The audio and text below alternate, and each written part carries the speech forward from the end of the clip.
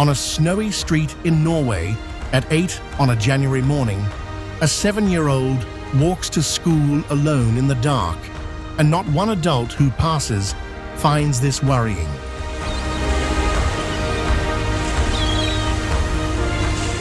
She lives in the richest country on Earth, though you would never guess it by looking. No supercars, no mansions on display. Her nation quietly owns a share of nearly every company on the planet, yet it keeps an unwritten law against showing off, and breaking that law is the closest thing this country has to a sin.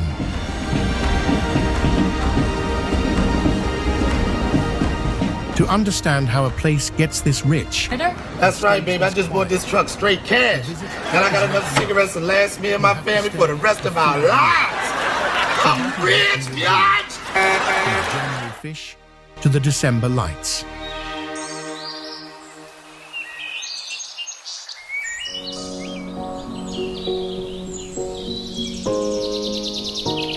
The year begins in the far north, above the Arctic Circle, where the Lofoten Islands rise out of the sea like a wall of broken teeth. It is the coldest, darkest opening of any calendar in Europe, and it is exactly when this coast comes alive.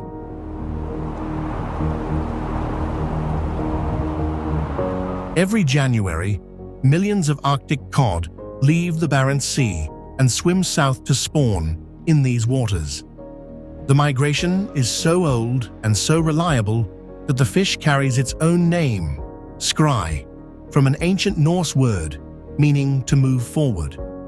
The season runs from January to April, and coastal families have planned entire lives around it. For 1,000 years, boats have gone out to meet them.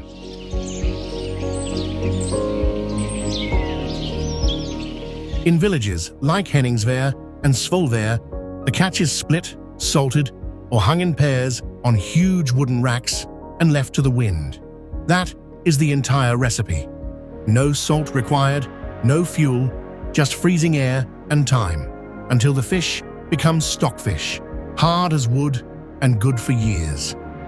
The racks stand along the shore like timber cathedrals, and in February and March, whole villages smell of the sea drying into money.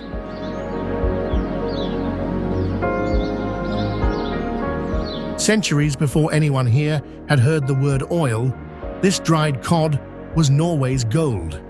It fed Europe through Lent, paid for churches and ships, and taught a poor country at the edge of the map how to trade with the world.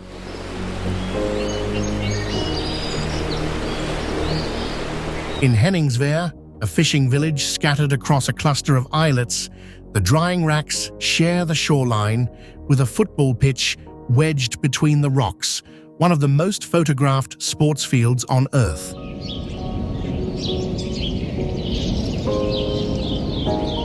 Fish below, football in the middle, mountains over everything.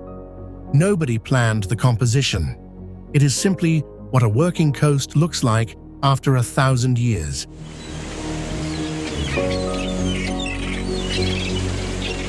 The fishermen's cabins along the shore are all the same deep red, and there are two explanations. The practical one is that red paint, mixed from cheap ochre and cod liver oil, was simply the cheapest color a fisherman could buy. The older one is that a red wall is the last thing you can still see from a boat when the snow comes down sideways. Both are true, and both say the same thing about this country. Nothing here was ever built to be admired.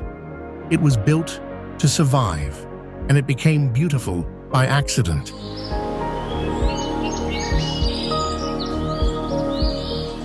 The sea made Norway tough, but what really made it rich lies under a different part of that sea, and we will get there in June.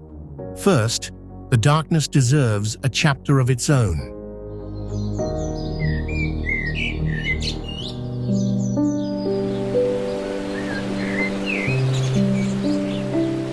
In Tromsø, the largest city of the Norwegian Arctic, the sun goes down in late November and does not rise again until the middle of January. Even in February, it barely clears the mountains.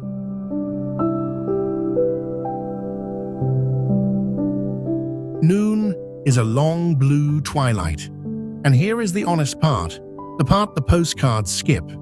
The dark is genuinely hard. Winter weighs on mood and energy.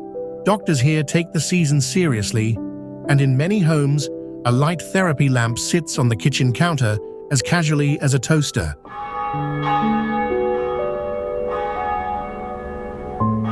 Some mornings, the alarm rings into blackness, the school run happens under stars, and the will to get up has to be manufactured by hand.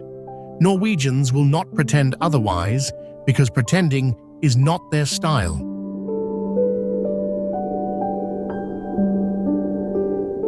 What they have done instead may be the most Norwegian thing of all. They built a culture designed to make the darkness worth having. The word for it is koselig, usually translated as cozy, but that translation is too small.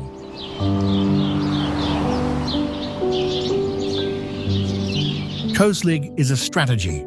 It is candles lit at breakfast, wool socks by the door, bread in the oven, friends around a table with no plan to leave. It is the deliberate manufacture of warmth in the exact months that warmth is scarce. Well, that's all, folks. She's out of oil. Thanks for watching. Thanks for hitting the thumbs up. Subscribe if you haven't already.